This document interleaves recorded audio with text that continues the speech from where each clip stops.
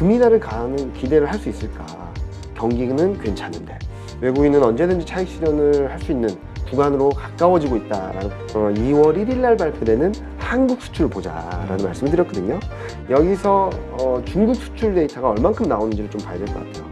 삼성전자, 하이닉스 둘 다 연간 실적에 대한 어떤 아웃라인을 내는지를 좀 보셔야 될 것 같습니다. 2023년 하반기부터 24년에는 좀 올라올 수 있다라고 생각하고 있고, 아까도 말씀하셨지만 지금의 이 상승세가 결국 변곡점을 맞게 될 건데 그 포인트는 아무래도 다음 주에 있게 될 FOMC 회의 이후에 파월의 매파 발언이지 않겠느냐. 이제 이걸로 요약이 되는데, 근데 지금 오히려 매파 발언 나와도 그냥 뭐 의례적인 거라고 생각해가지고 충격은 크지 않을 것이고 반대로 좀 긍정적인 얘기가 나왔을 때는 그때서부터 또 다른 변곡점이 되지 않겠냐. 본격적인 상승으로의. 그렇게 기대하는 분들은 오늘 뭐 어제 오늘 그 캐나다에서도 금리 이제 더 이상 인상 없어 이런 나왔잖아요. 시그널이. 이런 기대를 갖고 있는 분들도 있단 말이죠. 그렇죠. 뭐 지금 현재 시점에서 본다면 2월 FMC에서 금리 동결할 수 있다는 기대감들은 조금씩 살아나고 있을 정도로, 또는 3월 달엔 금리 인상 못할 거야 라는 기대감이 살아나고 있을 정도로 좀 변화가 있는데요.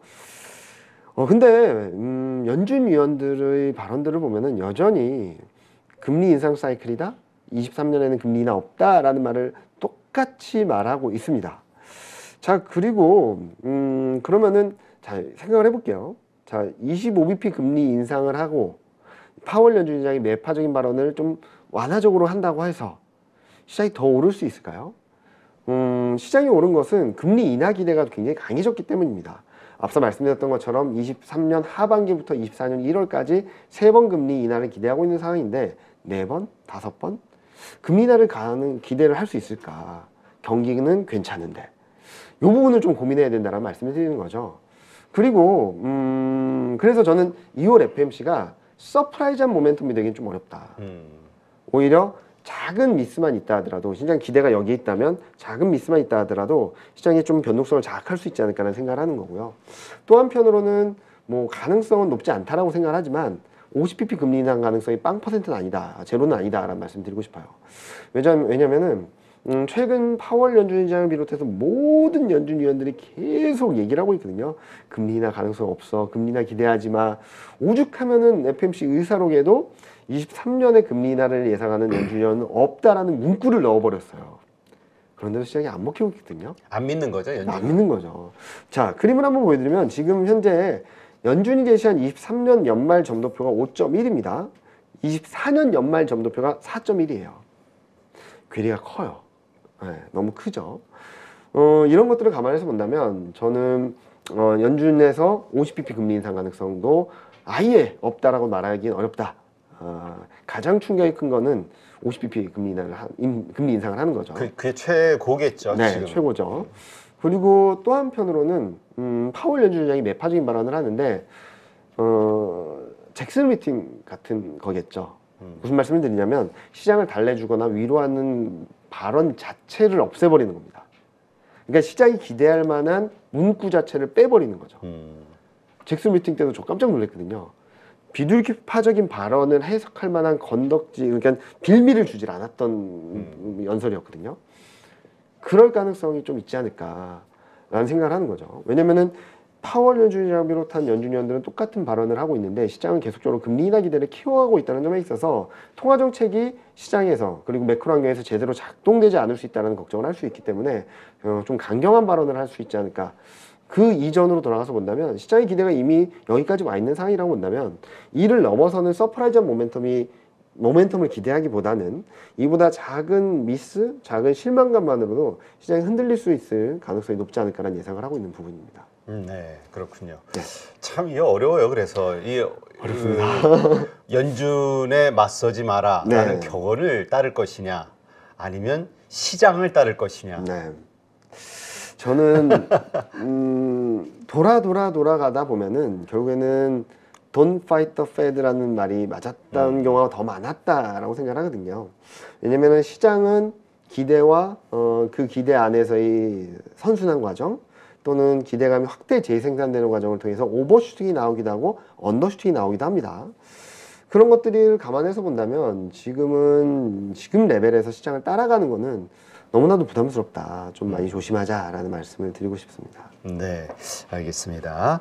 하여튼 지금 연준 다음 주로 이제 다가왔기 때문에 많은 분들이 거기다 촉각을 기울이고 있는데 그래도 이제 한쪽에 에이, 외국인이 계속 사는 거 보니까 상승 쪽에 베팅했나 보다 이런 마음을 갖는데 이거를 우리가 좀 안도하는 마음을 일단 좀 버리자. 긴장감을 갖자. 그렇죠. 외국인은 지금 아직도 살 여력이 많습니다. 돈이. 왜냐면은 지금 외국인 12조, 13조를 사고 있는데 보유 비중은 30%대예요. 정말 많이 팔았네요. 엄청나게 팔아가지고 바닥권이라서 6개월, 1년까지도 매집할 수 있다고 생각합니다. 쭉 샀다가 좀 비싸졌는데 싶으면 한 1조, 2조 던져서 다시 원점으로 만들어놔서 다시 저점부터 다시 사는 그런 패턴을 반복할 수 있기 때문에 지금은 외국인이 사니까 무조건 올라갈 거야 라는 기대보다는 밸류에이션 부담, 환율 레벨 이런 것들을 종합적으로 고려했을 때 외국인은 언제든지 차익 실현을 할 수 있는 구간으로 가까워지고 있다라고 보시는 게 맞을 것 같다고 보고 있습니다. 네. 자, 이 모든 거에는 이제 중국의 리오프닝 관련된 경기 회복 여기에 대한 기대감이 글로벌리 이제 좀 쌓여가는 것 같아요. 그 이후로 지금 모든 글로벌리 변화들이 일어나고 있으니까 뭐 지난달하고 그러니까 12월 1월 달에 역대 최고의 뭐 80억 불 이상의 돈이 중국으로 쏟아져 들어갔다 이런 얘기들이 나오더라고요. 근데 어떻습니까? 이것이 또 한편에서는 요즘 나오는 리포트들 보니까 글쎄 경기 회복이 된다 해도 그 수준이 어느 정도일까라고 약간 그러니까 너무 낙관적이지 말자라는 이야기들이 솔솔 나와요. 저희도 비슷한 스탠스인데 무슨 말이냐면 저희도 중국 23년 전체로 봤을 때 중국이 글로벌 경기를 좀 든든하게 받쳐주고 차별적인 모멘텀이 올라와 주면서 저희는 긍정적으로 바라보고 있거든요.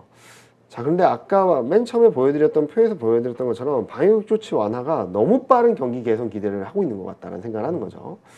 방역 조치가 완화된다고 해서 경기가 얼만큼 좋아졌는가? 아직까지 좋아진 건 없습니다. 요 밑에 그림 보시면 좋을 것 같은데요.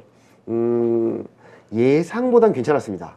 소매 판매가 원래 마이너스 9% 정도로 예상됐던 게 마이너스 1.8, 산업 생산도 지금 0%대 성장을 예상했었는데 1.3, 투자도 5% 예상했는데 5.1, 예상보다 잘 나왔어요. 자, 그런데 예상보다 괜찮았다라는 그림이 경기가 회복되고 있다는 시그널은 아닌 것 같아요, 아직까지. 소매 판매는 역성장을 하고 있고요. 산업 생산은 계속적으로 둔화세를 보이고 있고 고정자산 투자도 둔화되고 있습니다. 경기가 살아날 조짐이 있는가를 봐야 되겠죠. 그리고 또 한편으로는 제가 아까 말씀드렸던 부분 중에 FMC 외적으로도 2월 1일 날 발표되는 한국 수출 보자라는 말씀을 드렸거든요. 여기서 중국 수출 데이터가 얼만큼 나오는지를 좀 봐야 될 것 같아요. 중국 쪽에서 소비나 회복이 나오게 된다면 그동안 한국 수출을 억눌렀던 중국 수출 모멘텀이 좀 살아나는 모습들을 보여줄 수 있다고 생각하는데 아직까지 그 기운이 보이지 않고 있어서 많은 분들이 기대를 하고는 있습니다. 중국 경기가 회복될 거라고. 저희도 그 가능성을 열어놓고 있습니다. 그런데 지금 당장은 아니라는 거죠. 근데 시장은 지금 당장이라도 경기가 드라마틱하게 반전할 것 같은 분위기를 피우고 있어서 지금은 톤다운 하자라는 말씀을 드리고 있고 기대감에 더 강한 상승 흐름을 보이기보다는 조금은 조심해야 될 때가 아닌가라는 말씀을 드리고 있어요. 특히 이럴 때는 거꾸로 실적을 보는 것도 좀 의미가 있다라고 생각하거든요. 요 그림 보시면은 밑에 그림이 뭐냐면 23년 영업이익 전망치의 빨간색 선은 전월 대비 변화율, 회색 바 차트는 3개월 전 대비 변화율인데요. 여기 보시는 부분이 비철, 그리고 화장품 의류, 요쪽 소매 유통, 미디어 교육 이런 쪽이 들거든요. 중국 관련주라고 할 수 있는 업종들입니다. 근데 실적 흐름은 계속 떨어지고 있죠. 자, 만약에 중국 경기가 지금부터 본격적으로 좋아진다, 중국 수요가 지금부터 본격적으로 살아난다라고 했을 때는 23년 이익 전망도 같이 올라와야 될 겁니다. 근데 그렇지 못한 그림들이 나타나고 있어서 저희는 지금 현재 시점에서 분명히 긍정적인 변화들은 나타나고 있는데 시장의 기대는 좀 과하다. 거기에 대한 부분들이 좀 되돌릴 수 있으니까 그런 부분들을 좀 조심하자라는 말씀을 드리고 싶습니다. 네, 알겠습니다. 자, 그렇다면 지금 그 삼성전자의 실적 그러니까 예상 실적 발표 이후 지금 반도체주들이 쭉 올라왔단 말이에요. 엄청 올랐죠. 원래 이제 하반기 오른다면 네. 그 주도주는 반도체가 될 것이다 얘기하셨었잖아요. 맞습니다. 지난번에. 맞습니다. 어떻습니까? 지금 뭐 삼성전자 보니까 오늘도 올라서 거의 65,000원 가까이 맞아요. 됐고 하이닉스도 지금 92,000원대예요. 엄청나게 올랐죠. 많이 올랐어요. 네. 어떻게 봐야 됩니까? 저희 섹터 애널리스트하고도 일하고 있거든요. 요새 애널리스트들이 극한해질 것 같아. 네. 떨어질 때는 뭐 끝없이 떨어질 것 같고 그렇죠. 뭐 그렇긴 한데 지금 반도체도 2차 전지도 최근 반등은 좀 과하다라는 말을 하고 있어요. 아까 말씀드렸던 FMC에 대한 생각 그리고 중국 경기에 대한 생각도 비슷한 그림입니다. 그 친구들도 경기가 회복되고 업황이 좋아질 거는 맞는데 지금 시장 그림은 너무 단기적으로 과한 것 같다라는 말씀을 드리고 있거든요. 자, 반도체 업황이나 실적이나 주가의 흐름들도 아마 다음 주가 변곡점일 것 같아요. 1월 31일 날에는 삼성전자 컨퍼런스 콜이 있고요. 네. 2월 1일 날에는 하이닉스 실적 발표가 있습니다. 자, 지금 시장의 관건은 뭐 감산을 하느냐 안 하느냐의 문제긴 하지만 저희 섹터 애널리스트 뷰로는 인위적 감산은 없다는 게 공식적인 뷰고요. 뭐 라인을 조정한다든지 이러므로 인해서 비자발적인 완만한 점진적인 감산 가능성은 열어놓을 수 있다라는 말씀을 드리고 있죠. 자, 그러면은 시장이 이 이슈에 더 환호를 할까를 고민해야 된다는 그림이에요. 저점 대비 거의 20%까지 올라온 반도체 업종인데, 자, 그러면은 여기서 레벨업 되려면은 실적이 진짜로 좋아지는 그림이 나와야 되지 않을까라는 생각을 하는 겁니다. 자, 그 관건은 요 밑에 그림 보시는 것처럼 이익 전망에 대한 레벨이 맞춰져야 될 것 같아요. 지금은 2023년 1분기가 저점이냐 2분기가 저점이냐 라는 논란이 있는 것 같거든요. 좋게 보시는 분들은 1분기가 저점이라서 2분기부터 회복될 거다. 좀 타이밍상 좀 빠르다라고 보시는 분들은 2분기가 저점이고 3분기부터 올라갈 거다라는 전망을 하고 계시는데 감산 여부와 함께 삼성전자, 하이닉스 둘 다 연간 실적에 대한 어떤 아웃라인을 내놓은지 좀 보셔야 될 것 같습니다. 그러면은 아마 다음 주를 지나면서 감산 여부와 더불어서 실적에 대한 저점에 대한 판단도 좀 더 클리어해질 수 있거든요. 저는 개인적으로 저희 뷰는 지금 기대감에 이만큼 올라왔다라고 한다면 감사는 기정사실화됐고 업황은 빠르게 턴어라운드 할 거야 라는 기대에 여기까지 올라왔다면 업황이 당장 좋아지는 그림이 아닐 경우 좀 시장은 주가는 여기서 더 레벨업 되기는 좀 어렵지 않을까라는 예상을 하고 있고 저희 반도체 애널리스트도 좀 시장의 흐름들이 주가의 흐름들이 좀 과하다라는 말씀을 드리고 있어서 지금은 따라가기보다는 좀 기다리자라는 말씀을 드리고 있습니다. 네. 지금 삼성전자 실적 발표, 본 실적 발표가 네. 언제죠? 31일입니다. 31일. 네. 하이닉스는요? 2월 1일입니다. 그러니까 지금 하이닉스에 대해서 특히 네. 상당히 적자가 좀 나오지 않겠냐라는 게 시장의 예상이잖아요. 근데 그러기에 나왔을 때 그게 지난번 삼성전자처럼 이제 더 이상 악재의 확인으로 올라갈 거냐 아니면 거기서 아이고 이 정도야 하면서 꺾어질 것이냐 이거 가지고도 참 말이 많은데. 그렇죠. 근데 지금 보면은 올해 1분기가 더 안 좋을 겁니다. 그런데 주가는 여기까지 와 있다라고 생각을 했을 때 지금 저희가 예상하기로는 실적이 공개된 이후에는 감산을 얼마든 발표하라든 그 부분은 하반기 얘기고 지금 당장 실적이 너무나도 악화되는 부분들에 따른 부담은 좀 풀고 해소하고 소화하고 가야 되지 않을까라는 생각을 하거든요. 예를 들어서 22년 4분기 실적이 저점이라고 한다면 저는 뭐 괜찮다라고 말씀드릴 수 있겠는데 지금 반도체 가격 하락폭, 하락률 이런 것들 봤을 때 23년 1분기가 더 안 좋거든요. 네. 이 흐름이 2분기까지 이어질까에 대한 부분들을 좀 따져봐야 되겠지만 더 안 좋아졌는데 주가는 올라갔다라고 본다면 일정 부분 되돌림은 불가피하지 않을까라는 예상을 하고 있습니다. 네. 근데 지금 하나 오늘 마침 그 인텔 실적 발표 네. 안 좋아서 네. 장 마감 후에 뭐 8% 9% 이렇게 네, 빠졌죠. 마이너스 네. 떨어지는 거를 봤거든요. 그 영향으로 좀 나스닥 선물도 좀 빠졌고. 근데 어쨌건 미국 GDP 우리가 경기 침체에 대해서 계속 우려하고 있지만 네. 미국 GDP는 또 상승을 했단 네. 말이에요. 그러니까 이게 경기가 정말 안 좋은 거야? 자꾸 이 의문이 드는 거예요. 그걸 전제로 실적은 안 좋아질 거고 기업 실적은 또 그거에 따라서 조정을 받을 거다라는 이야기들이 점점 힘을 잃는 거 아니냐. 지금 헤드라인 지표를 보면은 좋은 것처럼 보이는 거 맞아요. 근데 왜 좋았는지를 봐야 되겠죠. 왜 좋았냐면은 재고 평가 때문입니다. 소비는 계속적으로 둔화되고 있고요. 순수출은 마이너스입니다. 진짜로 경기가 좋냐 안 좋냐, 경기가 살아나고 있냐 안 좋아지고 있냐를 판단하는 기준점들은 계속적으로 안 좋은데 재고가 너무 많아서 거기에 따른 걸로 4분기 GDP 성장률이 좋은 것처럼 보인 거거든요. 그래서 저는 지금 경기가 좋은가 안 좋은가에 대한 논란은 뭐 해석하기 나름이긴 한데 보여지는 그림들은 좀 안 좋아지고 있는 쪽으로 가고 있는데 시장에서는 착시 효과가 좀 있다라고 생각하고 있거든요. 먼저 ISM 제조업 지수입니다. 많은 분들이 경기가 바닥권에 있는 거 아닌가, 앞으로 좋아질 거 아닌가라고 말씀하시는데 이제 막 2달째 수축 국면이고요. 더 뼈아픈 것은 요 그림이거든요. 지난달에 이번 달 초에 발표됐던 ISM 서비스업 지수인데 이게 엄청난 쇼크를 기록하면서 수축 국면으로 들어갔습니다. 네. 왜 서비스업 경기가 중요하냐면은 지금 고용이 괜찮아요, 소비가 괜찮아요 라고 말했던 건 서비스업 때문이었습니다. 네. 코로나가 여파가 계속적으로 장기화되면서 서비스업 회복은 굉장히 더뎠거든요. 이연 수요가 있었다는 거죠. 그래서 서비스업이 굉장히 잘 버티고 있으니까 경기는 괜찮아라고 했던 그림들이 깨지기 시작했다는 그림이거든요. 그래서 보시면은 신규 주문하고 기업 활동이 급감을 하면서 쇼크가 나왔고 이런 것들이 시차를 두고 전반적인 경기 흐름에 부정적인 영향을 줄 수 있다라고 말씀을 드리고 있어서 지금은 몇몇 지표들이 좋은 것처럼 보여질 수 있겠지만 실질적인 지표들은 굉장히 안 좋아지고 있다는 그림이거든요. 실제로 소매 판매랑 산업 생산을 한번 보시겠습니다. 저는 소매 판매 이 그림을 보시고도 더 좋다라고 말할 수 있을지 봐야 될 것 같아요. 왜냐면 11월 달에 전월 대비 마이너스 1%, 12월 달에 전월 대비 마이너스 1.1%였습니다. 왜 11월, 12월이 중요하냐면은 연말 소비 시즌이었습니다. 그런데 10월 달보다 못하고 11월 달보다 못한 그림이 나왔거든요. 그리고 물가는 떨어집니다. 그러면은 소매 판매는 금액 데이터이기 때문에 물가가 떨어지는 것만큼 모멘텀이 약해지겠죠.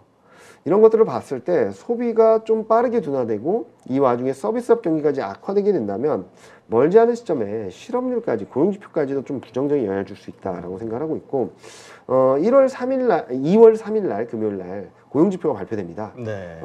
지금 컨센서스는 신규 고용은 20만 명 밑으로 17만 명 정도로 예상이 되고 있고 실업률은 3.5에서 3.6으로 좀 올라올 수 있다고 보고 있거든요.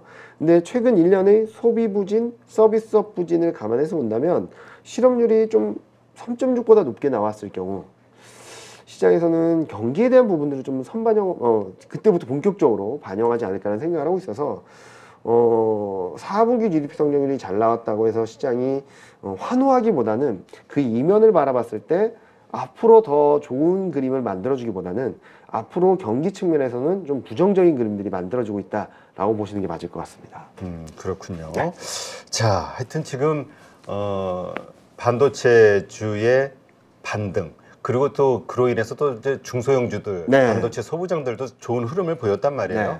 그런데 거기에서 상대적으로 소외를 느꼈던 것들이 이제 자동차였는데 이게 또 어제서부터 또 자동차, 현대차 기아가 급반등을 했죠. 뭐 역대 최대 실적이 기대된다 4분기가 네.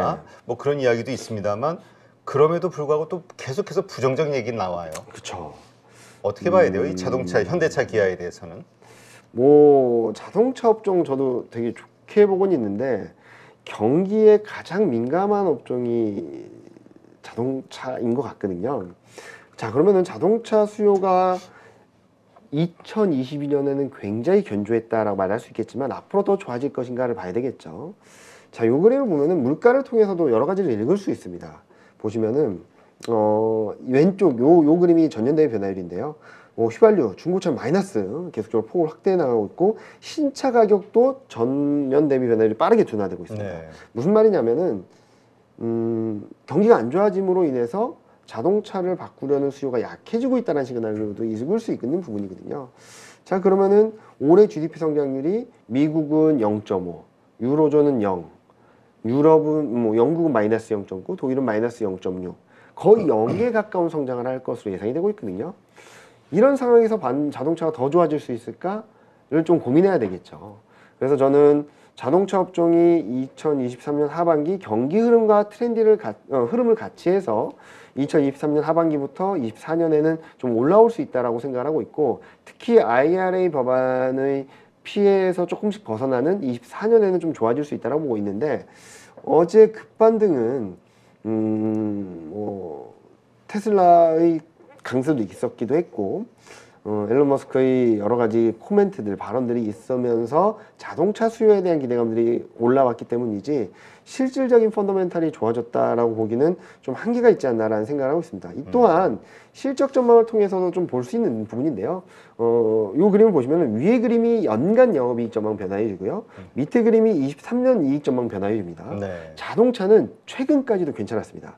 여기 한번 보시면은 22년 이익 전망 변화율은 최근 1개월 동안에 올라왔어요. 차별적으로. 근데 23년 영업이익 전망치를 보면은 최근 들어서 이게 꺾이기 시작했다라는 그림이거든요. 그러니까 기대감이 계속 높아졌다가 최근 들어서 좀 슬로해지고 있다는 그림이 나타나고 있어서 뭐 계속 똑같은 말만 말씀드린 것 같네요. 좋아지긴 할 건데 지금은 좋아질 수 있을 만한 트리거 포인트를 찾기는 되게 어렵다라는 말씀을 드리고 있습니다. 네.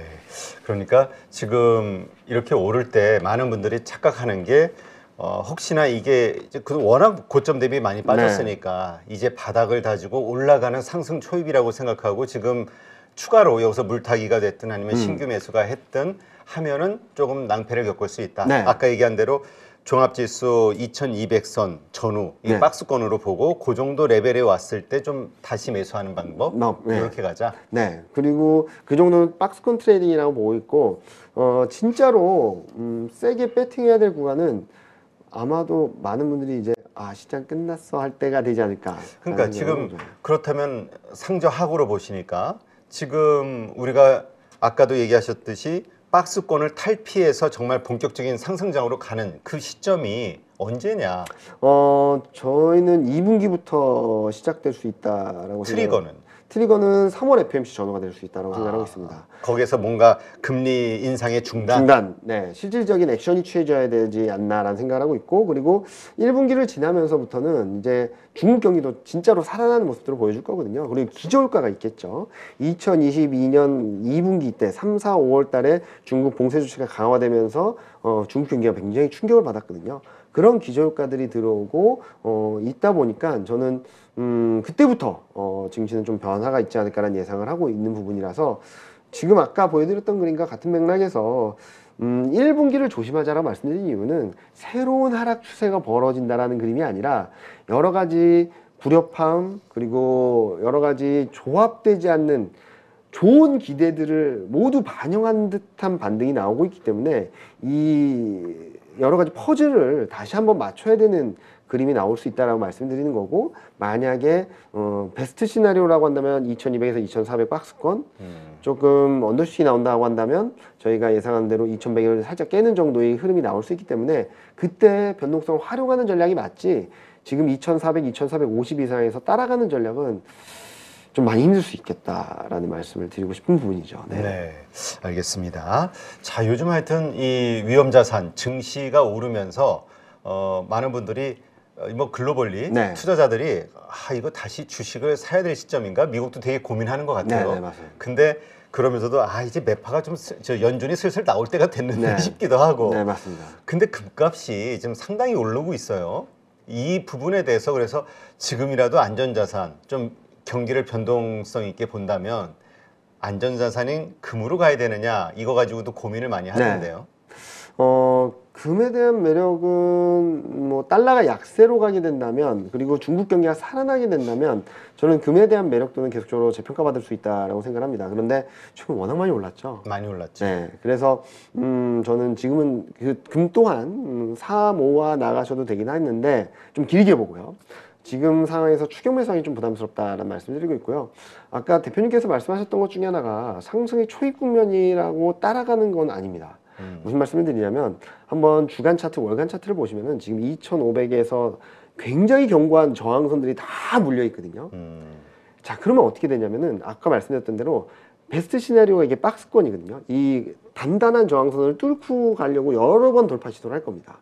이런 과정을 거쳐야 되는 거고, 또 한편으로는 상승의 초입이라 그래도 한번 강하게 올라갔다가 되돌리면 분명히 나오거든요. 네. 저는 이때를 좀 노리자라는 말씀을 드리고 싶습니다. 금도 그렇고 주식도 그렇고 이 되돌림 과정이 전저점을 깨는 언더슈팅이 나올지 아니면은 전저점 부근일지 그 위일지는 좀 봐야 되긴 하겠지만 지금 한번 강한 반등이 나왔다라고 해서 따라갔다가는 이 되돌림 과정에서 굉장히 힘들 수 있거든요. 왜냐면은 뭐 다들 아시겠죠. 뭐 하락할 때 15%다 하더라도 원금을 회복하는 데는 그 이상의 상승률이 필요한 거니까. 그렇죠. 그래서 저는 지금 코스피 2400 이상, 2450 이상에서는 계속적으로 리스크 관리를 말씀을 드리고 있고요. 충분히 싸게 살 기회가 올 테니까 그때까지 좀 기다리자. 금도 마찬가지고 주식도 마찬가지다. 라는 말씀을 드리고 싶습니다. 지금은 일단 현금을 들고 있자. 네. 사용할 기회만 노리자. 네, 기회를 노리고 만에 하나 제 전망이 틀려서 여기서 다이렉트로 간다라고 한다 하더라도 코스피 되돌림 분명히 있을 거거든요. 그게 2600까지 갔다 2400, 300으로 갈지 2500으로 갔다 2200으로 갈지는 좀 봐야 되긴 하겠지만 되돌림을 이용할 수 있는 구간은 충분히 있으니까 지금 레벨에서 2450, 2480에서 최대한 자제하자라는 말씀을 드리고 싶습니다. 네, 알겠습니다. 네, 이제까지 대신증권 투자전략팀 이경민 팀장과 함께 이야기를 좀 나눠봤습니다. 오늘 좋은 인사이트 고맙습니다. 네, 감사합니다.